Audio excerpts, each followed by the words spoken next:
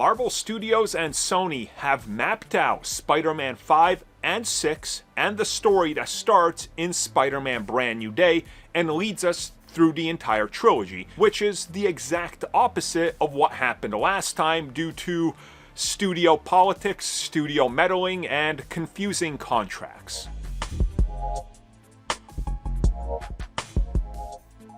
Are you excited for more Spider-Man films? Because I guess you should be, especially if you're a Spider-Man fan, because reports are emerging that when agreeing upon a new contract, that Marvel Studios and Sony already lined up what is the early plans for Spider-Man 5 and 6.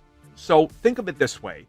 When we got Spider-Man Homecoming, it was one film at a time. They weren't really planning the trilogy, and we know this because the writers confirmed that at one point, Kraven the Hunter was the villain of Far From Home.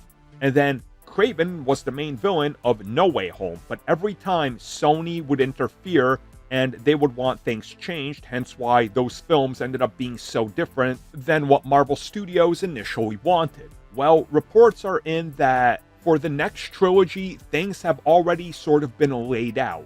They got an overarching story and an idea for how all three of these films are going to play out. Now, it's not like the villains are 100% set in stone, but apparently the arc that Peter goes on and the main villain might be set in stone. So if they are in fact building, as we've heard, to Venom in Spider-Man 6, then 5 is going to build that up, and 4, Brand New Day, is going to lean into telling this story. And this does seem real, like this report, because Tom Holland said as such. He said that they were mapping out the next few Spider-Man films. And again, few is 3 or more, couple is 2.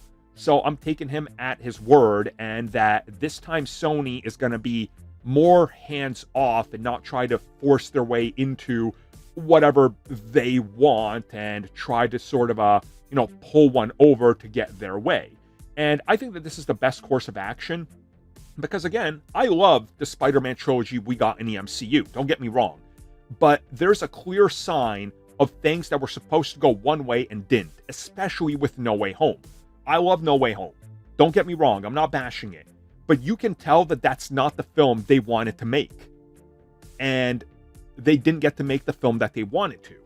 So I think it's pretty obvious that this time they did agree and lay out a formal plan that they're not going to deviate from due to Sony's demands. And I think that that's great. I want something that focuses more on Spidey being set in a direction that unfolds without too many twists and turns that are going to take it in massive different directions at the will of Sony when they feel like they want to do something different. So things are looking good and, well, safer than before.